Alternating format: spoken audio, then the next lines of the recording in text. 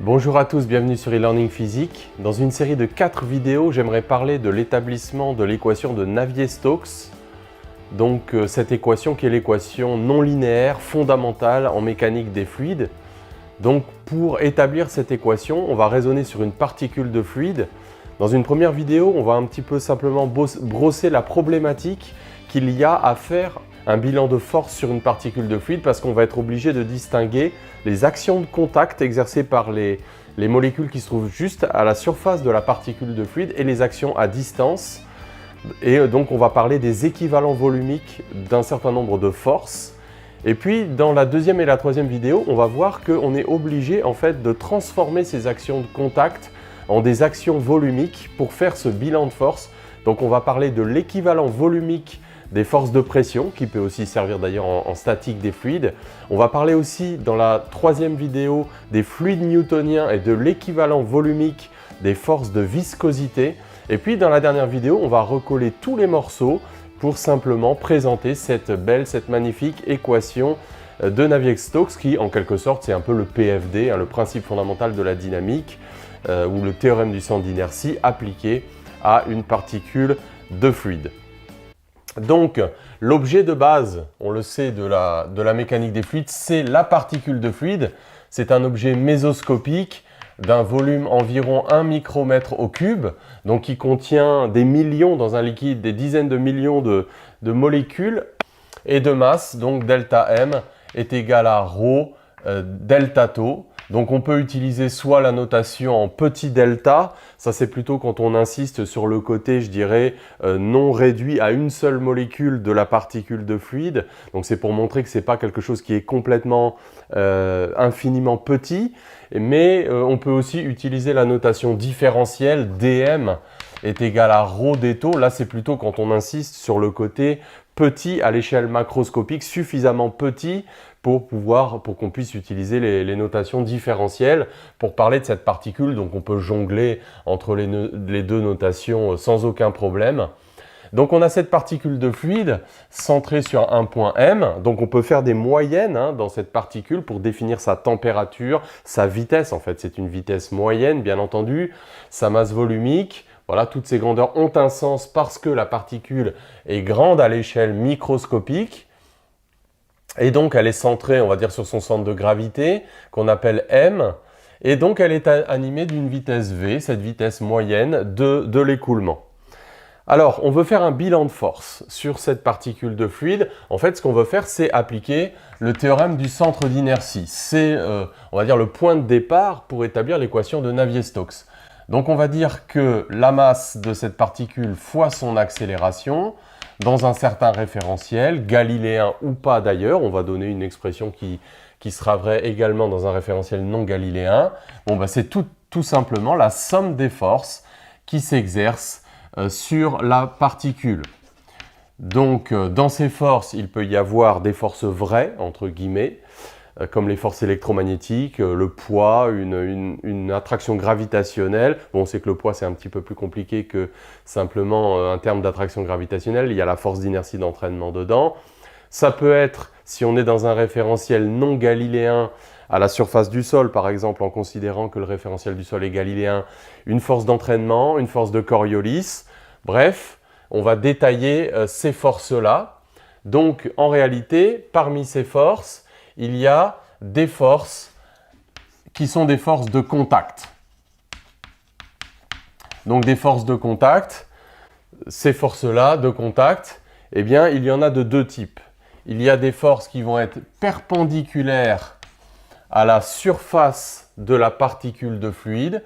Donc si j'isole mentalement un élément de surface ds sur la particule de fluide, je peux dire que sur cette surface, je vais avoir une force dF, donc qui aura une composante tangente à cette petite surface, dF parallèle, plus dF perpendiculaire, et ça, ce sera la composante normale. Donc, sur ces actions de contact, donc, qui sont dues à toutes les molécules qui sont directement en contact avec cette surface fictive qui délimite la particule de fluide qu'on isole mentalement dans l'écoulement, il y a donc des actions perpendiculaires à la surface. Donc ça, ce sont les forces de pression.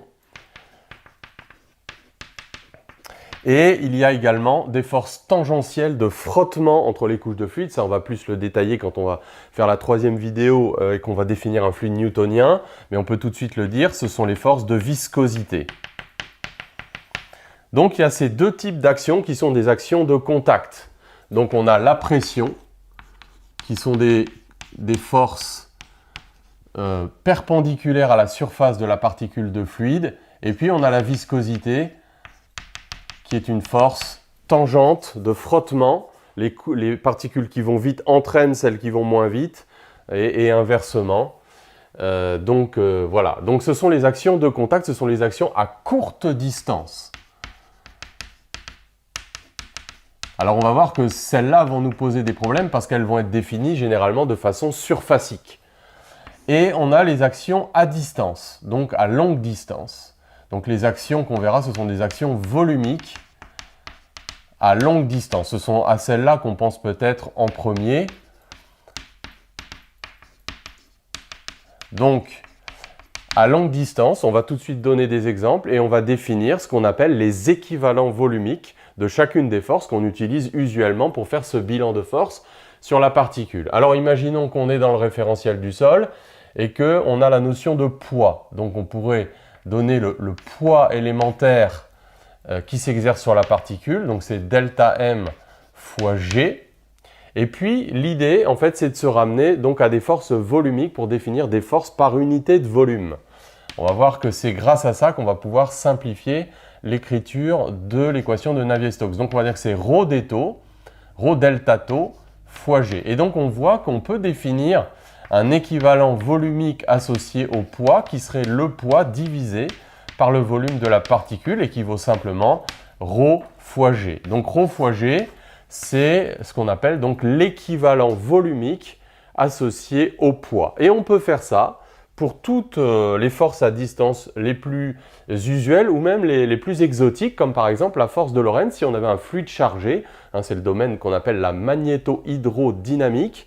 Donc éventuellement, voilà, on a un fluide chargé et s'il est chargé, il peut subir l'action d'un champ électromagnétique. Mais bon, restons un petit peu plus classiques à ce stade. Si on travaille dans un référentiel non galiléen, on peut également définir la force d'inertie d'entraînement qui s'exerce sur cette particule de fluide. C'est moins delta m fois l'accélération d'entraînement. Alors on peut être dans un cas de rotation, un cas de translation, dans le cadre du programme, donc ça fera moins ρ delta τ accélération d'entraînement. Et donc on aura une force volumique associée à la force d'entraînement, donc qui vaudra moins ρ accélération d'entraînement. Donc on voit sur ces deux exemples qu'à chaque fois l'équivalent volumique c'est ρ fois une accélération. Donc c'est une force par unité de volume en newton par mètre cube. Et puis de la même manière, on aurait, alors ça c'est par exemple pour l'étude des vents à la surface de la Terre, j'ai déjà fait des vidéos là-dessus d'ailleurs, c'est moins ρ fois l'accélération de Coriolis. Donc ça c'est voilà, soit dans le référentiel terrestre considéré comme non galiléen, soit dans un référentiel en rotation. Voilà, on peut introduire éventuellement cette force, moins ρ accélération de Coriolis de la particule de fluide. Alors un peu plus exotique, c'est ce qu'on appelle l'équivalent volumique des forces électromagnétiques, donc de la force de Lorentz. Alors on peut se rappeler ce qu'est la force de Lorentz, à ne pas confondre avec la force de Laplace. Donc la force de Lorentz, c'est la force exercée sur une charge Q par un champ électromagnétique E et B. Alors très souvent en première année, on sépare la contribution de E et de B, mais si on a un champ électromagnétique EB, et que la particule est animée d'une vitesse V, elle subit l'action de la force de Lorentz. La force de Laplace, c'est la force exercée sur un conducteur parcouru par un courant I plongé dans un champ B, un IDL vectoriel B. Donc ici, c'est la force de Lorentz. Surtout ne les confond pas, on les confond très souvent. Donc pour faire le raisonnement, non pas sur une charge ponctuelle Q, mais sur la particule de fluide donc animée d'une vitesse V, elle est pratiquement assimilable à un point matériel.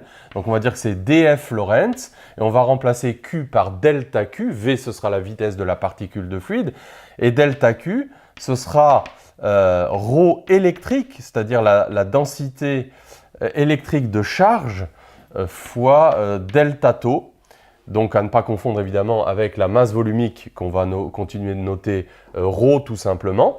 Et donc on voit qu'on a là aussi un équivalent volumique des forces de Lorentz, delta F sur delta tau est égal à ρ électrique, donc E plus V vectoriel B. Voilà, c'est un peu plus exotique, mais voilà, on ne sait jamais, hein, on peut avoir besoin de cet équivalent volumique des forces, de la force de Lorentz. Donc là, j'ai donné, on va dire, allez, les 4 forces volumiques les plus utilisées dans les bilans de force sur une particule de fluide.